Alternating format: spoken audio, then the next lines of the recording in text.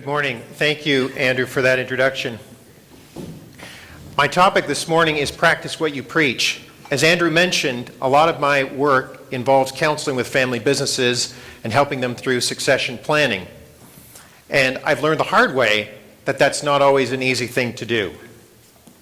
I want to start with a confession. I love books. I can't walk by a bookstore without stopping in, and used bookstores are the best. There's usually some interesting volume on the back on the dusty shelves. And I read a wide range of books. When we had some basement flooding a few years ago, the workmen took out 23 boxes of books, and those were just the dry ones. One of my favorite authors in business is Peter Drucker. Drucker has a way of writing with a simplicity and a clarity that's frankly compelling. Here's what he says about succession. The final test of greatness in a CEO is how well he chooses his successor and whether he can step aside and let his successor run the company. It sounds very simple. But as I've learned, simple things are sometimes the hardest. As we look at the statistics for family businesses, it's striking that so many struggle to make it to the third generation. And as an advisor to many family businesses, I often wondered, why is it that that family businesses are not more successful? And then I learned for myself. I began to take over a practice that my father had built for many years as a partner of our firm. We're not a family business per se, but I've worked with my father for 18 years now. And working through a transition of his practice, I learned a great deal about family business transitions and why, frankly, although they're simple, they're sometimes hard to do. 16 years in the making. It takes time to transition. I want to tell you a little bit about our firm, my father, myself, and working with him. Our firm dates back to the 1930s and used to operate under the name of Harry's Hauser, successful firm in downtown Toronto, did a lot of work with businesses over the years. My father joined the firm in 1956. He became a partner ultimately, and then a senior partner. The firm evolved into its current name, Hauser Henry. And I joined the firm in 1996 and have become a partner and now most recently the managing partner. My dad grew up in the Great Depression. And if you know people who grew up in that era, the importance of work it's almost hard to describe. Although he was a young boy at the time, his father was always working, but moving around. He was an engineer, he worked on different projects, and the importance of working and continuing to work hard was critical. And so hard work and ultimately our family became the two real pillars to my father's career. I started working at the firm in 1996. I went to law school at Queen's. I didn't grow up thinking I would become a lawyer. There was never an expectation that I would, but ultimately I found that that was where my interests lie. I started out at a large law firm. I thought that would be a more interesting experience, found it too impersonal, so then I started working with our firm. And when I think back, I actually didn't start working in 1996 with my father. I was learning years before. Because what I learned from the beginning is the importance of client relationships. Often we would have clients coming over for dinner. Clients from overseas would send their children over for summer camp. There was one young woman from Japan who liked it so much she came back several summers, and we bought a rice cooker for breakfast in the morning, and that was a revelation that people eat rice in the morning. But and these were friendships, and these were relationships that he developed and found enriching and rewarding. And I learned that from a very early age.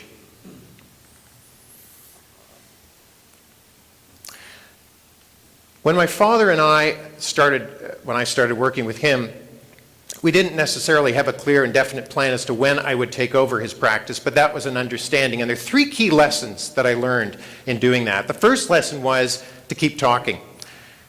George Bernard Shaw, the playwright, said that the biggest single challenge with communication is the illusion that it has actually taken place. I was reading an interesting statistic that 74% of successors in family businesses believe they have clearly communicated their plan to the next generation.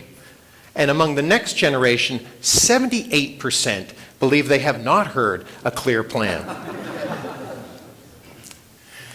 In our case, we started early, talking about things. I used to worry about a division between work and outside of work. So I was reluctant sometimes to talk on the weekends or in the evenings about what was going on in our firm, what my goals were. And then I realized that that was actually an advantage, because if we could talk quietly on the weekend, it was sometimes a little easier to navigate issues and deal with them, large or small.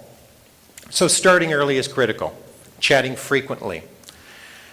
As our plan developed, I used to go over to my parents on a Sunday afternoon, sit in my parents' den, shelves crowded with books, and we would just sit and talk, and it was very informal. I also learned the importance of people who are not necessarily taking a formal role, but have an informal influence. My mom, for example, knowing my father very well, they've recently celebrated 50 years of marriage. I started including her in those conversations because she knew him well, knows him well, and it was a great advantage to have her insights and thoughts on what would be a successful plan. It's important to be candid, and I think for us it was an evolution. It's not always easy to talk about people's strengths or weaknesses, challenges, misunderstandings, but without candid discussion, it's hard to make progress towards a plan. And the important thing is it will take time. I, at certain stages, wondered if we had talked enough.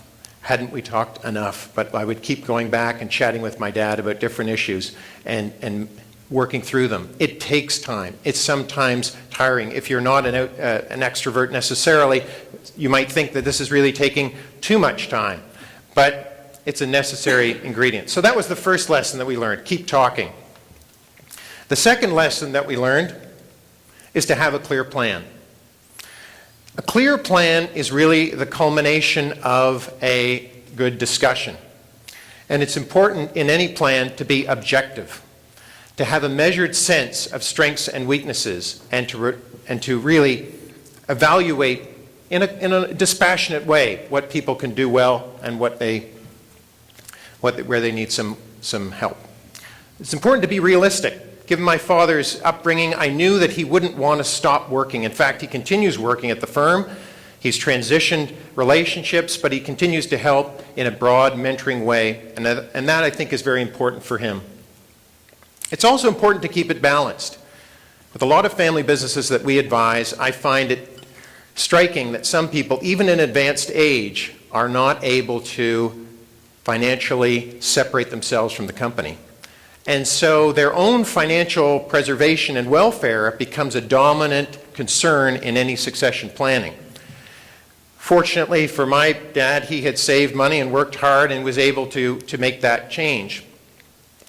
One thing that's important in law firms is that when relationships are transferred, compensation changes.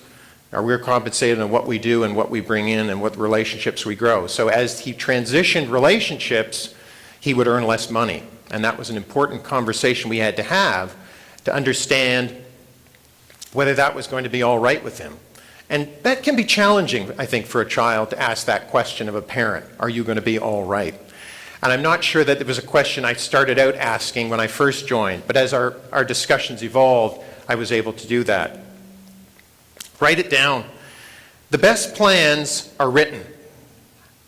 And I think the challenge for a lot of family businesses is to actually discipline their thinking and build something concrete. We used to write out plans. I would type them up and I put them on my parents' fridge door so that it would be there in a prominent place and we could think about it and come back and talk about it next week. But putting something in writing involves, I think, a certain discipline of thinking. And it's a critical feature. There's so many family businesses that we talk to who have a plan. They brought a son or a daughter into the business. They have a role. Maybe they have shares or a seat on the board, but there's no ultimate plan. We found having a plan is critical. So discussion's important. That was our first lesson. Having a plan was our second lesson. And the third lesson was the transfer of control, which is ultimately the critical stage in any transition. In fact, without that happening, there really isn't a succession plan. And it's hard for people to let go. And as I said before, when I continue to advise family businesses, I often wondered why that was such a challenge. And when I saw it With my father, I realized why. As I mentioned before, these were relationships that he had built over many years, close relationships, relationships of friendship and real importance and value. And it was difficult for him to indicate, although I had been working with him for many years, I had taken over responsibility increasingly, it was difficult to finally let those clients know that he was transitioning to a different role. And in some cases, those were conversations that we rehearsed and crafted and tried to make appropriate in those cases, because the ultimate message was positive. We had a plan, we had a transition, we were on good terms and good health. This wasn't something that was forced through quickly or suddenly because of an emergency. That was what we had wanted, and it was a positive message.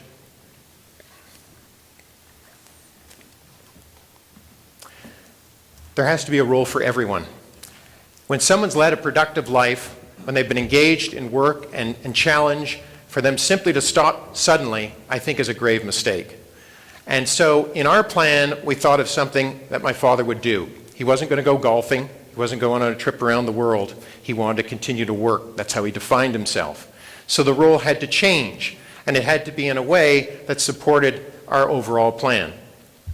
And his role continues to be mentoring younger lawyers, the other members of our team, on how to become excellent in what we do. And it's a critical role, but it's a different role. Challenges. When any plan is executed, there will always be surprises. There will always be changes.